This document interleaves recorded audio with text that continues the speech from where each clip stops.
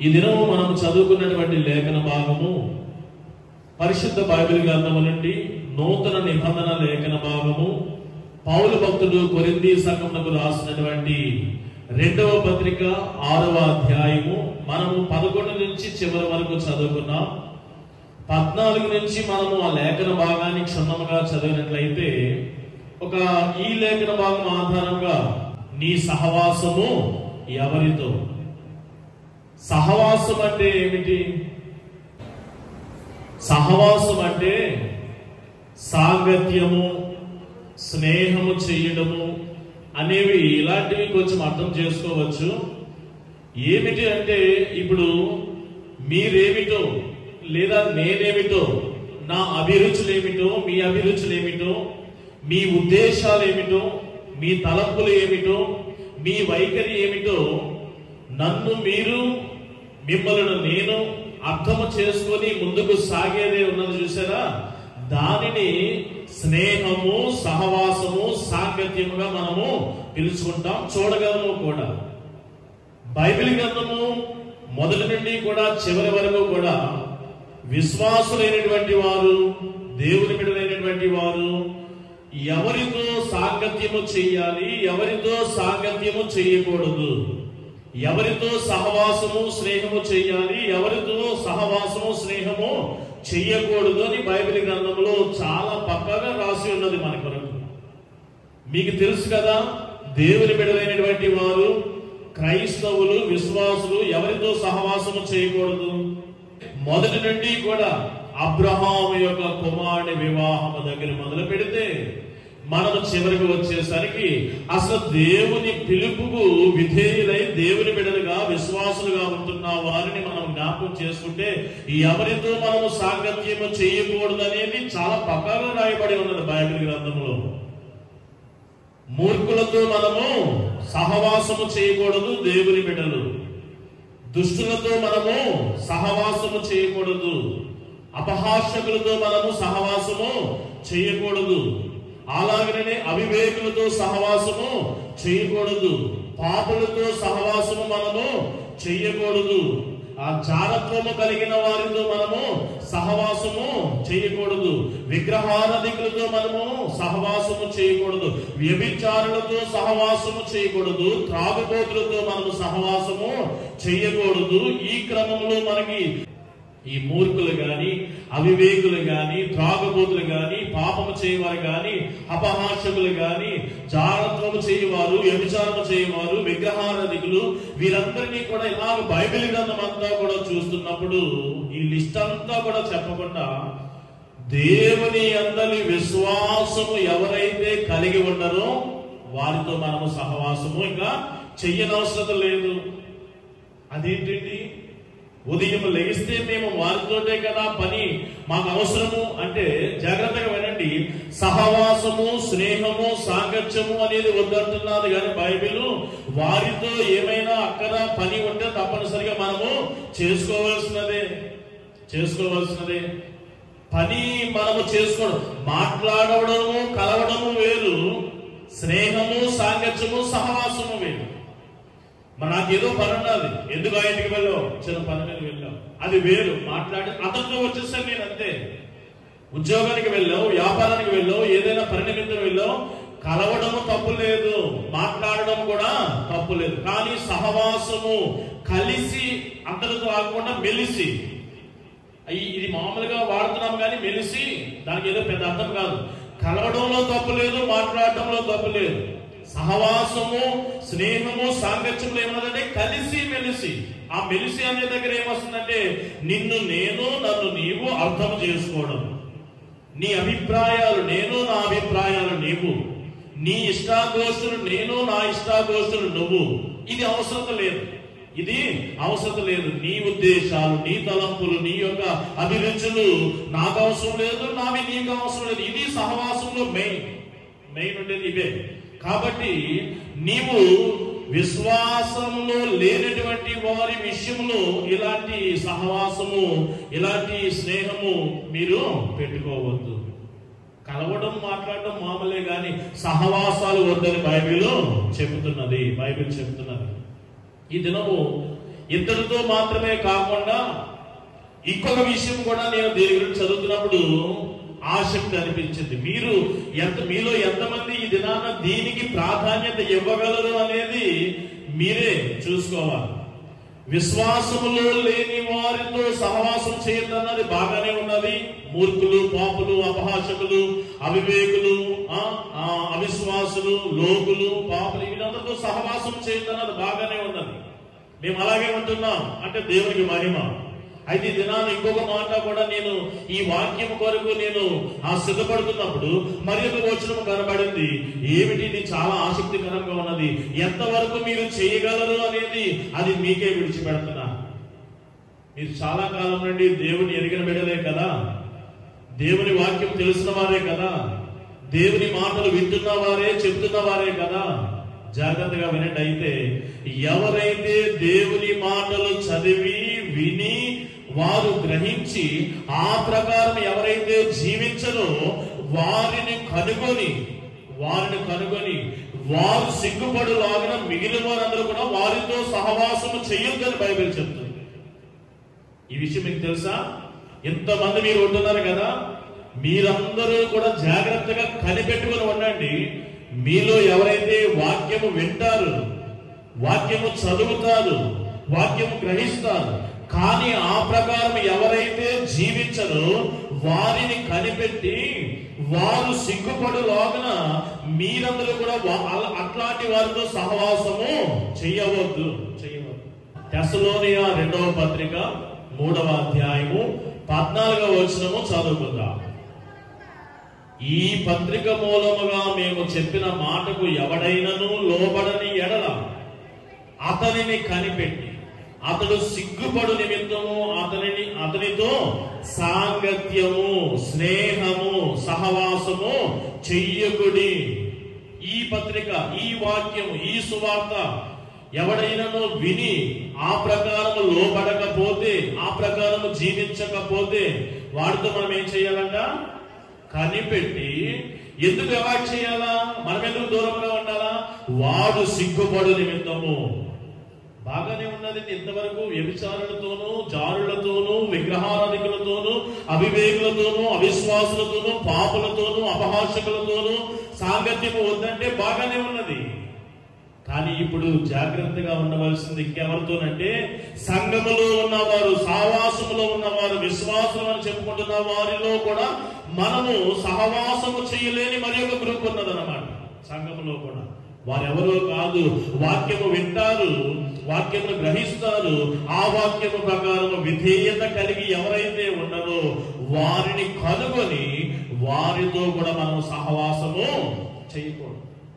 ఇక మీదట ఎవరు ఇలాంటి ఈ వాక్యం అనుగుణంగా జీవించగలరనేది మీకు మీరే పరిశీలన చేసుకోండి. ఎందుకంటే మనకి ఇంటే అర్థమైపోతూ ఉంటుంది.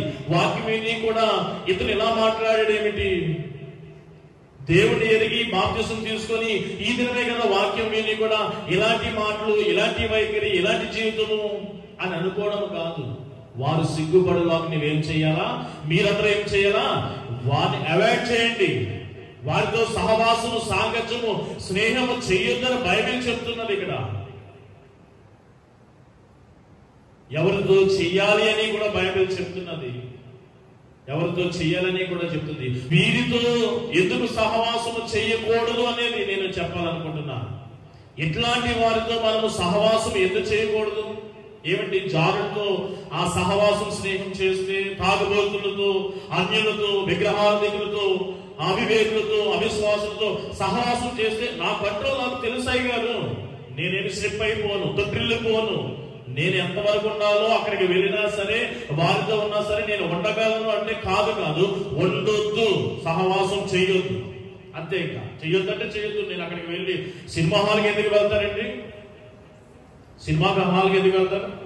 అయ్యగారు నేను సినిమా హాల్కి వెళ్ళినా సరే మీరు నమ్ముతారు నమ్మరు, సినిమా చూడనండి అంటే ఏమన్నా నమ్మడానికి ఏమో సూట్ అవుతుందా? వెళ్ళేదే సినిమా చూడడానికి, అక్కడికి వెళ్ళినా సరే నేను చూడనంటే అదేమి సూట్ అవ్వట్లేదు. తాగుబోతు షాప్కి, ఆ రెస్టారెంట్, బార్కి ఎందుకు వెళ్తాను?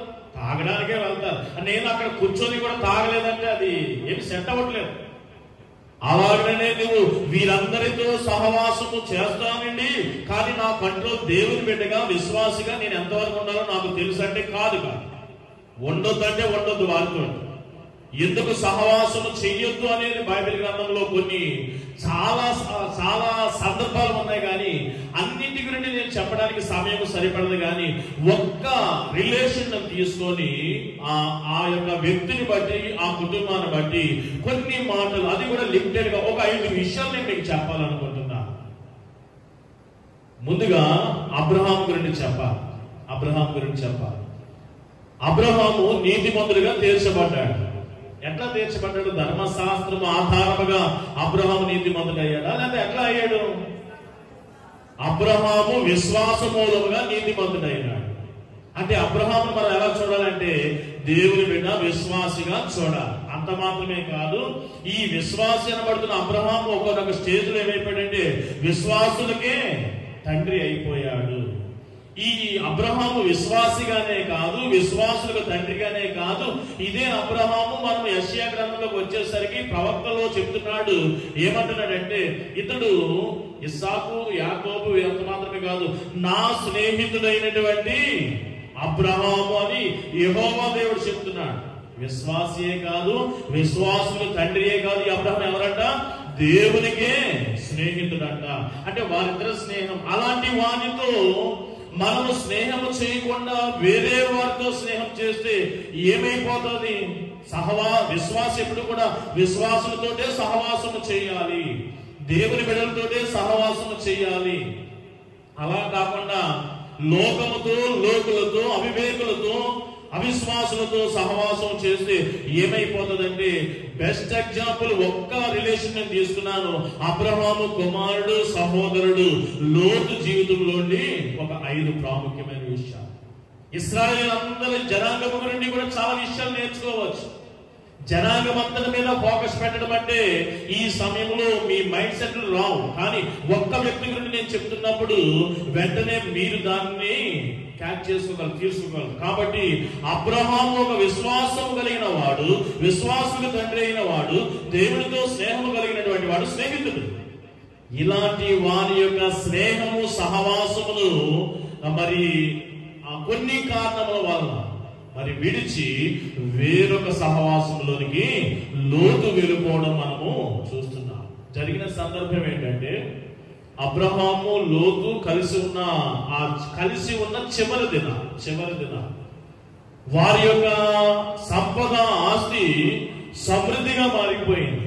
ఎంతటి సమృద్ధి ఉన్నదంటే వారు ఉన్న ప్రాంతంలో చాలా లేనటువంటి విధమైనటువంటి సమృద్ధి.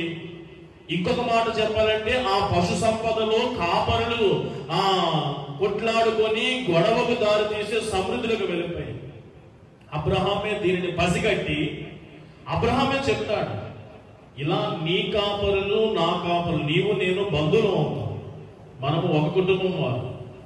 ఆస్తుల గురించి, సంపదల గురించి, కాపరుల దగ్గర ఆ యొక్క మనస్పర్ధాలు, విభేదాలు, గొడవలు, చివరికి అల్లరి మన వరకు వచ్చే బదులు ముందుగానే మన యొక్క సంపదను బట్టి మనం వేరుగా ఉండడము మంచిది.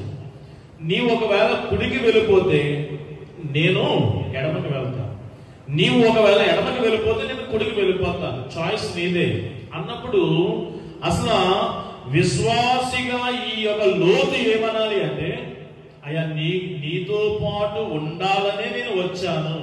అసలు వచ్చింది ఎందుకు? లోతు అబ్రహాం కుమారుడు కాదు, వారి యొక్క సహోదరుని యొక్క కుమారుడు. వాళ్ళింట్లో ఎందుకు ఉండిపోలేదు? అబ్రహాంతో ఎందుకు వచ్చాడు? ఆయనతో ఉండడానికి వచ్చాడు. ఈ యొక్క మాట లోతు ఆ టైంలో వాడుంటే బాగుండేది. అయ్యా నీకు వేరుగా జీవించవలసిన పరిస్థితి వస్తే నేను మా నాన్నగారి దగ్గరే ఉండిపోయేవాడిని, మన ఊర్లోనే ఉండిపోయేవాడిని, నేను అలా వేరుగా ఉండడానికి నీ దగ్గరికి రాలేదయ్యా. నువ్వేమిటి, పశువులు ఎక్కువైపోయి, మంద ఎక్కువైపోయింది, సంపద ఎక్కువైపోయిందని ఇప్పుడు నన్ను వేరుగా ఉండమంటున్నావేంటి? ఎంత గొడవైనా నేను మాత్రం నీ దగ్గరే ఉంటాను అంటే ఎంత బాగుండేది? బాగుందా లేదా? అలాగనంటే బాగుండేది. లేదా ఇంకొక సెంటిమెంట్ ఏమైనా చేసుకుంటే బాగుండేది. మందల వరకు పంపిస్తాను కానీ నేను మాత్రము నా కుటుంబం నీతోనే ఉంటానన్నా బాగుండేది. వెంటనే పెద్దవాడు అబ్రాహాం గారు ఈ మాట అన్న వెంటనే తలకాయ ఊపుకుంటూ, సరే ఇలా చూశాడు, ఏది బాగుంది?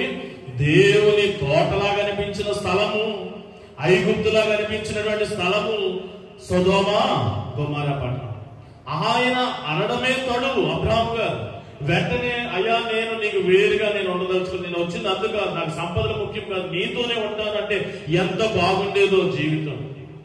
ఆ విశ్వాసులతో సహవాసం ఇతనికి ఎంతో బాగుండేది.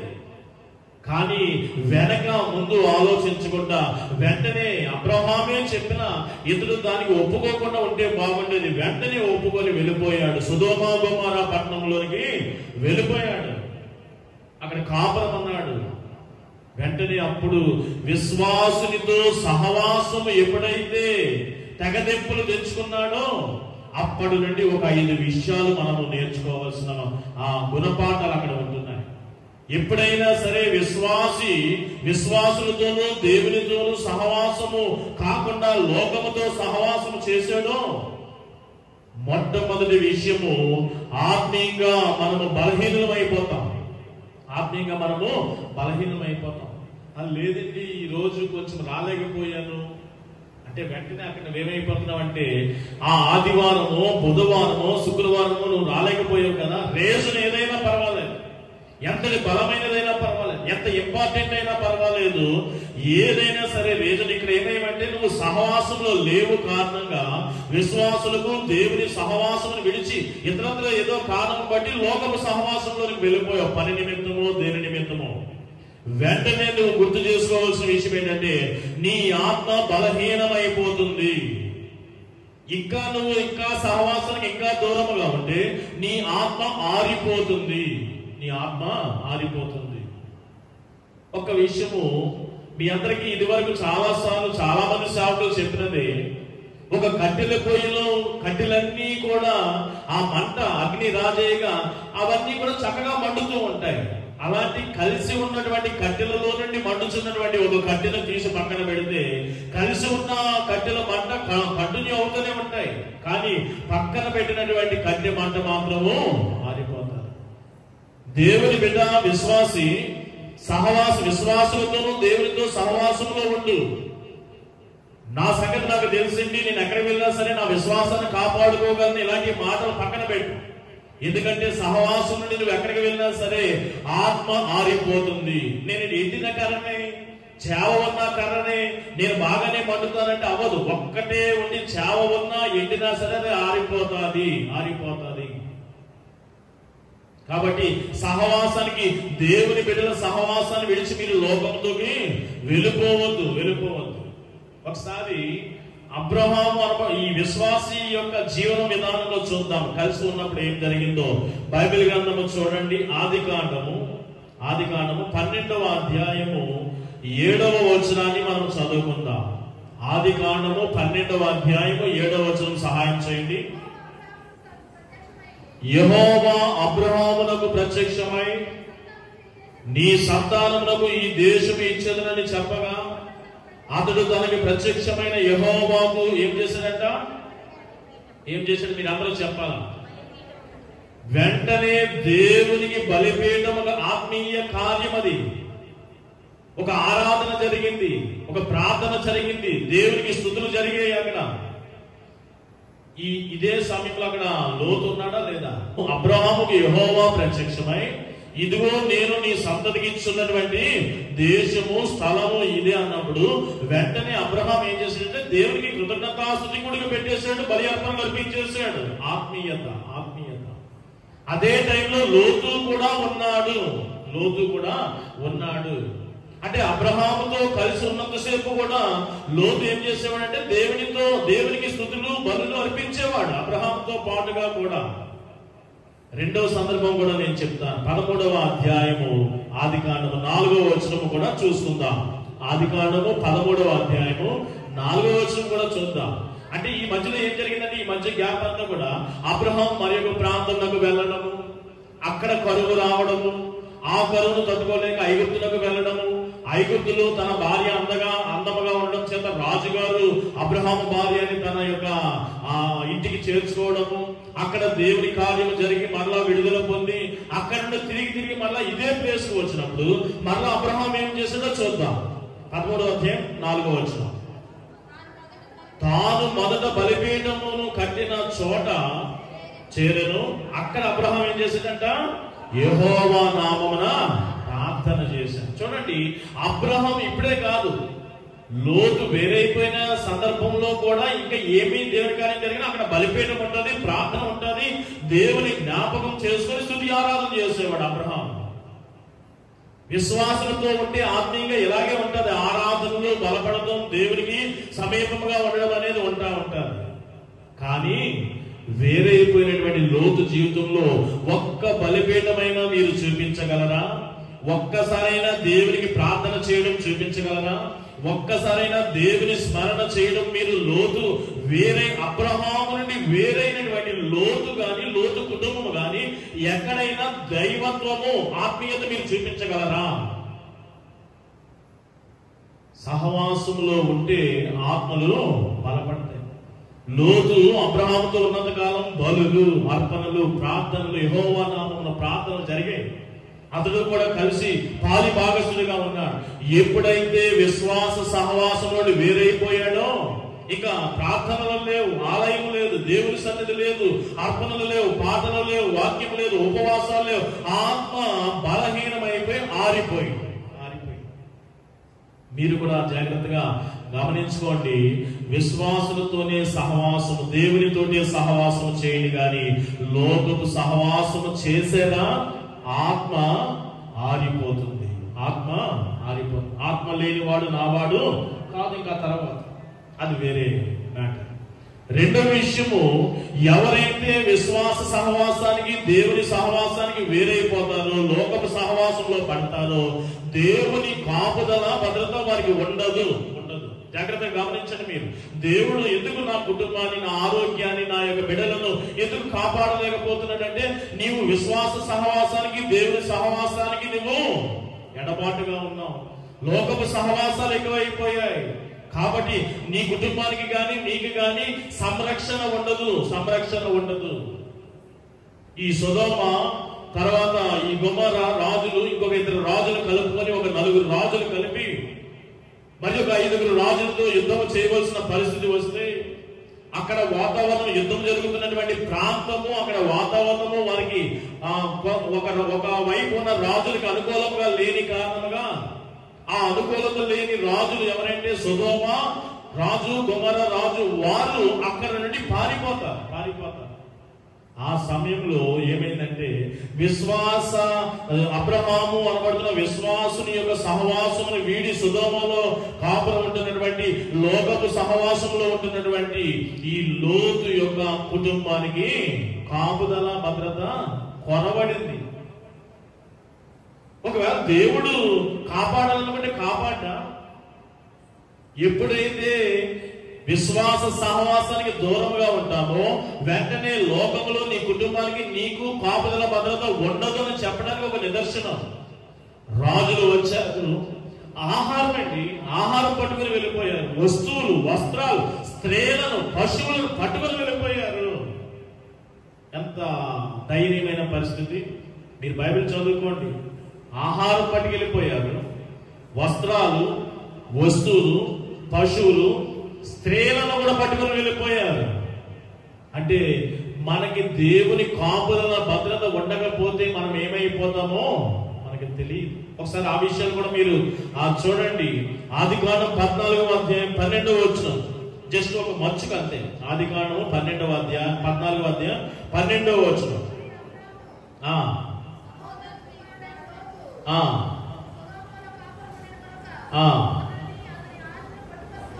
పట్టుకొని పోగా, మళ్ళీ మీరు చదువుకోండి. తర్వాత 16వ వచనం, ఆస్తి యావత్తు తిరిగి తెచ్చి తన తమ్ముడైన లోతును, అతని ఆస్తిని, స్త్రీలను, ప్రజలను తిరిగి తీసుకొని వచ్చారు. చూడండి, ప్రజలను పట్టుకెళ్ళిపోయారు, స్త్రీలను పట్టుకెళ్ళిపోయారట. ఎప్పుడైతే విశ్వాసుల సహవాసములకు కాకుండా, దేవుని సహవాసంలో లేకుండా లోకపు సహవాసంలో వెళ్ళిపోయి బాగుండదనుకుంటా చూసావా? నీకు తెలియని విధముగా నీకు కాపుదల ఉండదు, భద్రత ఉండదు. ఇలాగే లోతుకు పట్టిన గతి నీకు కూడా పడుతుంది. కాబట్టి లోకపు స్నేహము వద్దు. అందుకనే వద్దంటుంది బైబిల్. దేవుని కాపుదల, భద్రత ఉండవు. ఇది రెండో విషయం. మూడో విషయం కూడా నేను మీకు చెప్పాలనుకుంటున్నాను. మూడో విషయం చాలా ప్రాముఖ్యమైనది. ఎప్పుడైతే విశ్వాస సహవాసానికి దూరంగా ఉంటామో, దేవుని సహవాసానికి దూరంగా ఉంటామో, ఈ లోకపు సహవాసానికి దగ్గరగా ఇంట్రెస్ట్ గా ఉంటామో, వెంటనే వ్యక్తిగత మరియు కుటుంబపరమైన అగౌరవం నీకు ఏర్పడతారు. అగౌరవం ఏర్పడతారు. ఎంత చక్కగా ఉండేవాడు విశ్వాస సహవాసంలో, అబ్రహాం సహవాసంలో ఉన్నప్పుడు. లోతు ఎంతో గౌరవం, కాపరులు, మందలు, ఒక హోదా, నీవు నా బంధువి, నా యొక్క సహోదరుని కుమారుడు, ఇలాంటి ఒక గౌరవప్రదమైన కుటుంబం. కానీ చూడండి, ఈ విశ్వాస సహవాసానికి వేరైపోయాడు, లోకపు సహవాసంలో ఉన్నాడు, తన యొక్క వ్యక్తిగతమైన కుటుంబపరమైన అగౌరవంతో రుచి చూచాడు. కొన్ని మాటలు నేను చెప్తాను బైబిల్ గ్రంథంలోనే. మనము ఎప్పుడైనా సరే గౌరవించడానికి, అగౌరవించడానికి, మాటల ద్వారా కూడా అగౌరవము, గౌరవము ఉంటుంది కదా. చూపు ద్వారా కూడా గౌరవము, అగౌరవము కూడా మనం కనుపరచవచ్చు. మన యొక్క ప్రవర్తన శైలి ద్వారా కూడా గౌరవము, అగౌరవము కూడా చూపించవచ్చు. ఒకేసారి వచ్చాడనుకోండి, చక్కగా వెళ్ళి ఆలింగనము చేసుకొని, కౌగిలించుకొని, షేక్ హ్యాండ్, కరచలం ఇచ్చి తీసుకుని వస్తే ఒక గౌరవం. పోయి కూర్చో, లా కూర్చో అంటే ఏది గౌరవం ఉంది, ఏది అగౌరవం ఉంది అంటే మన నోటి మాట, చూపు, ప్రవర్తన అంతయు కూడా గౌరవమును ప్రదర్శించవచ్చు, అగౌరవమును కూడా ప్రదర్శించవచ్చు. లోతు జీవితంలో అలాంటి నేను చూడగలిగాను. ఏమిటి ఇంత అగౌరవం ఏంటి ఈ లోతుకి అని చూసినప్పుడు ఒక మాట ఏంటంటే, అవతలికి పొమ్మనిది. ఇది ఎలా ఉన్నది? ఇది అగౌరవమా లేకపోతే ఏంటి? అవతలి పోయా, అగౌరవమా కాదా? గౌరవమా? అయ్యా కొంచెం మీరు తప్పుకుంటే అనేది ఏంటి? అది గౌరవం. అవతల పోను అంటే అది అగౌరవం. ఏంటి? లోతుని ఇలా మాట్లాడారా, అవతలికి పోవయ్యా నువ్వు. ఎంతటి అగౌరవం ఈ మాట. రెండో మాట కూడా నేను చూశాను, వీడెవడం, ఈయనెవరోనండి అంటే అది గౌరవం.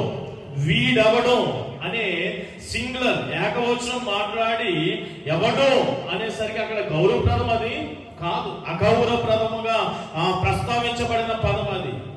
అవతలకు పోవయ్యాని ఒకసారి అగౌరవము, వీడవడం అనే మరి యొక్క అగౌరవప్రదము. మరి యొక్క మాట కూడా నేను చూడడం జరిగింది.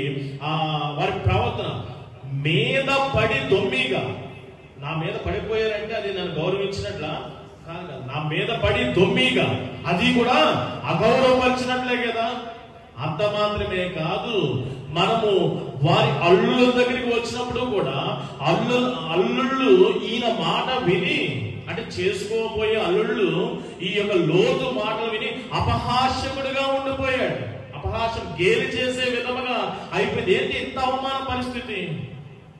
ఎందుకంటే విశ్వాస సహవాసానికి దూరముగా ఉండటం వలన, ఈ లోకపు సహవాసానికి దగ్గరగా ఉండటం వలన లోకం ఇచ్చిన బహుమానం ఏంటంటే అగౌరవమే. ఆ మాటలు మనం చదువుకుందాం. చూడండి, ఆదికాండం 19వ అధ్యాయము 9వ వచనాన్ని పర్టికులర్ గా గమనించండి. ఈ మనుషులు నా ఇంటి నీడకు వచ్చి ఉన్నారు గనుక వారిని మీరేమీ చెయ్యకూడదని చెప్పినప్పుడు వారేమంటారు చూడండి, నీవు అవతలకి పోమన్నారు,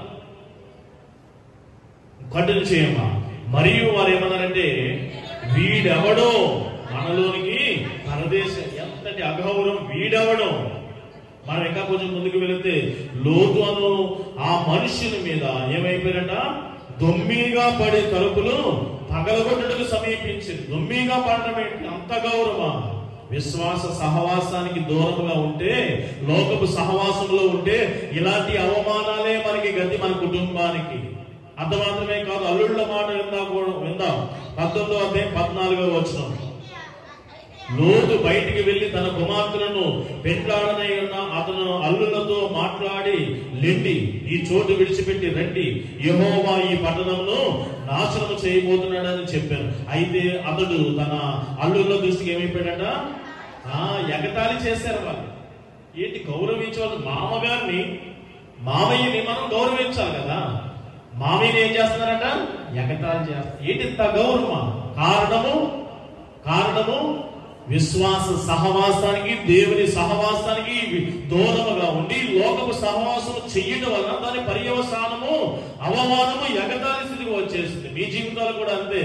ఎప్పుడైనా సరే విశ్వాసులు గమనించుకోండి, లోకపు సహవాసంలోకి వెళ్ళారా, ఎప్పటికైనా సరే ఏదో కొంచెం మొదటి మెట్టు రెండో మెట్టు కొంచెము మీకు థ్రిల్లింగ్ గా ఉండవచ్చు, కానీ ఆటోమేటిక్ గా ఏదో ఒక స్టేజ్ కి మీకు అవమానం వచ్చేస్తుంది. లోతే గొప్ప ఎగ్జాంపుల్. ఇది 3వ విషయంగా నేను మీకు తెలియపరుస్తున్నా. 4వ విషయము, దేవుడు మన పక్షమున ఉండడు, మన మాట వినడు, ఆయన మాట మనకి వినిపించడు. అర్థమవుతుందండి? ఎప్పుడైతే మనకు విశ్వాస సహవాసంలో ఉండమో, దేవుని సహవాసంలో ఉండమో, లోకపు సహవాసంలో ఉంటామో, అప్పుడు అలాంటి వారికి దేవుడు వారి పక్షమున ఉండడు, దేవుడు మీ మాట వినడు.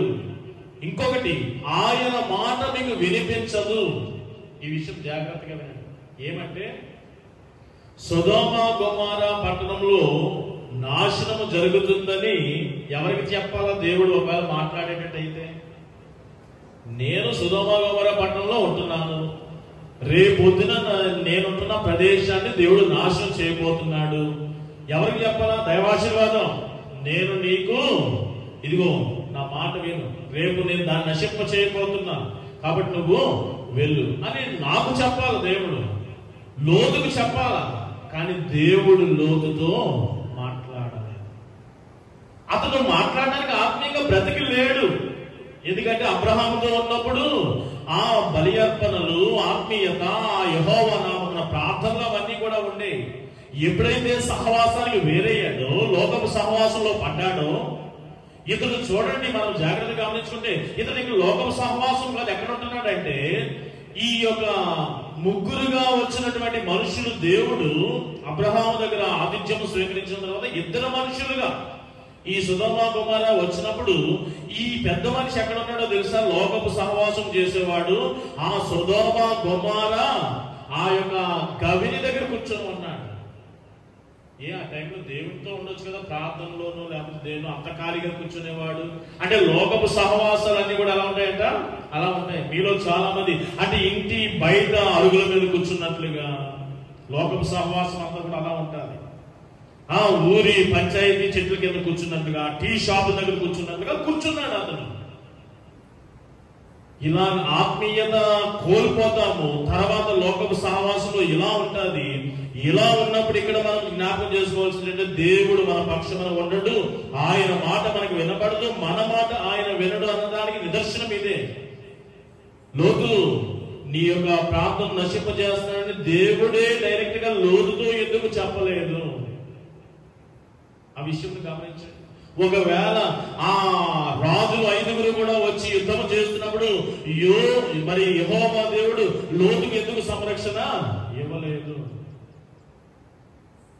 ఆ విషయంలో మీరు కూడా జ్ఞాపకం చేసుకొని, ఒకవేళ దేవుని సహవాసంలో, విశ్వాసుల సహవాసంలో లేకపోతే దేవుడు మీ పక్షమున కూడా ఉండడు అనే విషయం మీరు గుర్తెరగండి. తర్వాత ఇంకొక మాట, దేవుని సహవాసము, విశ్వాసుల సహవాసంలో లేకపోతే, మీరు లోకపు సహవాసంలో ఉంటే మీ జీవితాలు విచ్చలవిడిగా ఉంటాయి, మీ కుటుంబాలు ఇంకా పతనావస్థకు చేరతాయి. మీ జీవితాలు ఎలా ఉంటాయంట? విచ్చలవిడి, భయము, భక్తి లేని విధముగా. ఆ రాత్రి వేళ ఈ ఇద్దరు మనుషులు వచ్చి, అయ్యా దేవుడు ఈ పట్టణంలో నాశనం చేయబోతున్నాడు, త్వరపడి బయటికి రండి అంటే ఏం చేశాడు? లోతు కుటుంబం అంతా కూడా తడుగు చేశాడు. అంటే దేవుని యొక్క మాట వినబడుతున్నదో, పదము చిన్నదే అంటే నెగ్లిజెన్సీ, లెక్కలేనితనం అనమాట. చేస్తా ఉండవయ్యా అన్నట్టు అనమాట. ఆ వస్త్రం లేపు అన్న మాట అనమాట. తడుగు చేయడం అంటే చెప్పావు కదా, ఇప్పుడే కదా చెప్పావు, చదువుకోద్దా ఏంటి అనే వైఖరి అనమాట. ఆ మాట మనం చదువుకుందాం. 19వ అధ్యాయము 16వ వచనాన్ని సహాయం చేయండి. అతడు తడువు చేసిన చాలమ్మా. ఇంకొక మాట కూడా ఇంకొక విషయం కూడా చూద్దాం. 26వ వచనం అదే అధ్యాయం. లోతు భార్య అతని వెనక నుండి తిరిగి, భర్త ఏమో తడువు చేస్తాడు, భార్య ఏమేం చేస్తుంది? వెనకకి తిరిగి ఎవరి ఇష్టానుసారంగా వారి పదాలు చిన్నవే, యాక్షన్ కూడా చిన్నదే, కానీ దానిలో మనము గమనించవలసింది ఏంటంటే నశించిపోతుంది. మీరు త్వరపడి బయటికి రండి. త్వరపడి, నిలబడక, త్వరపడి, ఈ పదాలు అక్కడ ఉన్నాయి. అలాంటి త్వరపడి నిలబడక మీరు తొందరగా రండి అంటే వారు చేతులు పట్టుకొని గుంజుకొని వెళ్తా ఉంటే ఎంత లెక్కలేనితనం అంటే చూడండి, వెనకకి తిరిగి చూడడం అంటే ఒక మరి కుటుంబానికి ఉండవలసినటువంటి క్రమమైనటువంటి ఒక మంచి వరవడి కాదు, విచ్చలవిడితనం. ఆయనేమో తడువు చేస్తాడు, ఈవిడేమో వెనక తిరిగి చూస్తూ ఉంటది. చెప్పిన స్థలానికి వెళ్లకుండా ఈయనేమంటాడు, నేను అంత దూరం వెళ్ళలేను, సూర్యుడు పక్కన అక్కడికి వెళ్తానంటూ ఉంటాడు. దేవుడు ఒక పక్కన ఎక్కడికి వెళ్ళాలో, ఎలా వెళ్ళాలో, మీ ఏం చేయాలో చెప్తామంటే వీరు చూడండి ఎంత విచ్చలవిడితనం. వారి కుటుంబాలు పతనావస్థకు ఎంతటి అగౌరవ స్థితికి వచ్చేసాయంటే చివరికి వారి కుమార్తెలు భార్య వెళ్ళిపోయింది, పతనావస్థలో ఉపస్తంభం అయిపోయింది. వారి కుమార్తెలు కూడా ఏమైపోయారంటే జాగ్రత్తగా మనం చూస్తే అది ఇప్పటికీ కూడా పెద్ద డిబేట్ అంశంగా మారిపోతుంది. ఇప్పటికీ కూడా ఒక మచ్చగా ఉండిపోతుంది క్రైస్తవ లోకానికి. ఏమంటున్నారంటే ఇదిగో ఒక తండ్రి కుమారులతోటి ఈ రీతిగా సాంగత్యము చేయడమా. పెద్ద కుమార్తెతో ఈ లోతు ఉండడం వలన మోయాబు అనే ఆ యొక్క కుమారుడు పుట్టాడు. మోయాబీయులకు అతను ఏమైపోయాడు, మూల పురుషుడు అయిపోయాడు. రెండవ కుమార్తెతో అతను ఉన్నప్పుడు బెన్నమి అనే కుమారుడు పుట్టాడు. అమోనీయులకు ఇతడు మూల పురుషుడు అయిపోయాడు. చూసారా, ఇది ఇప్పటికీ కూడా అవమానముగానే చర్చనీయ అంశముగా ఉన్నది. ఇప్పటికీ కూడా ఎలా ఉన్నదంట, అవమానకరమైనటువంటి విషయముగాను చర్చించే విషయముగా అయిపోయింది అన్నమాట. ఎంతటి అవమానం. 5 విషయాలు నేను చెప్పాను, గుర్తున్నాయని అనుకుంటున్నాను మీకు. మొదటిది ఏమవుతుంది, దేవుని సహవాసము కాదని, లోకపు విశ్వాసుల సహవాసము కాదని, లోకపు సహవాసంలోకి వెళ్తే మన ఆత్మలు ఆరిపోతాయి. మొదటిది. రెండవది, దేవుని భద్రత కాపుదల మన కుటుంబాలకు మనకు ఉండదు. ఇది రెండవది. మూడవది, వ్యక్తిగతమైన కుటుంబపరమైనటువంటి ఆ యొక్క గౌరవము మనం కోల్పోతాము, అగౌరవం వస్తూ ఉంటది. మూడవది. నాలుగవది, దేవుడు మన పక్షమున ఉండకపోగా ఆయన మాట కూడా మనకు వినిపించడు, మన మాట కూడా ఆయన వినడు. చివరికి అబ్రహాం ప్రార్థన చేయవలసి వచ్చింది. 50 మంది నీతి మంత్రులు ఉంటే 40 మంది అబ్రహాం అప్పటికీ కూడా అంత క్లిష్టమైన పరిస్థితుల్లో కూడా దేవుడిని ఆశ్రయించకపోవడం, ప్రార్థన చేయకపోవడం, అతని భక్తిహీనత, అతని యొక్క ఆత్మ ఆరిపోయింది అనడానికి నిదర్శనము లోతు.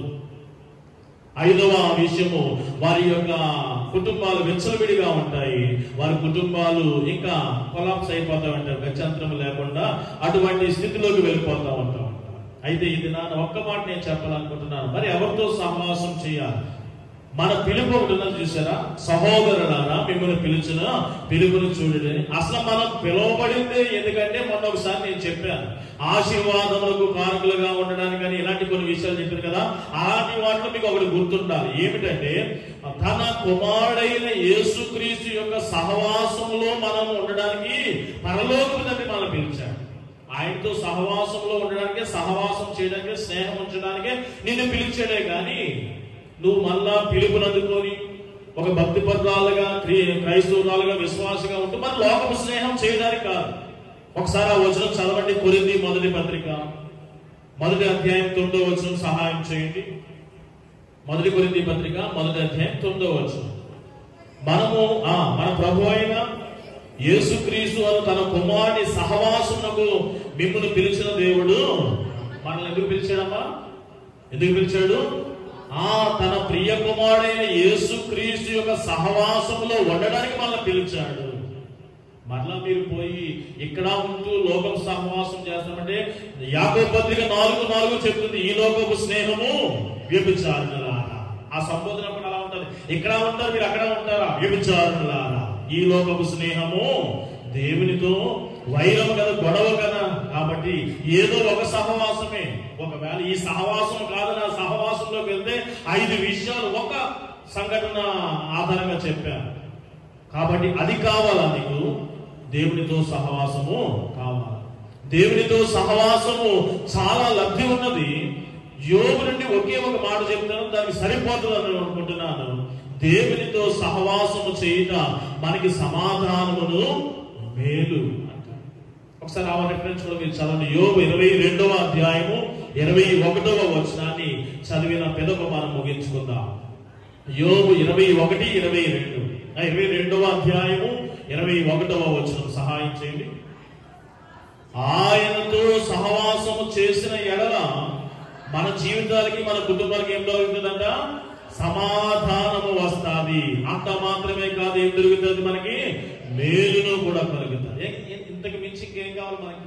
మన జీవితాలకు సమాధానమును మేలు ఇంతకు మించి ఏమి కావాలి? కాబట్టి లోకపు స్నేహంలో ఏముంటుందో మీకు చెప్పాను, ఆలోచన చేసుకోండి. అలాగని దేవునితో సహవాసం చేస్తామంటే వెల్ అండ్ గుడ్.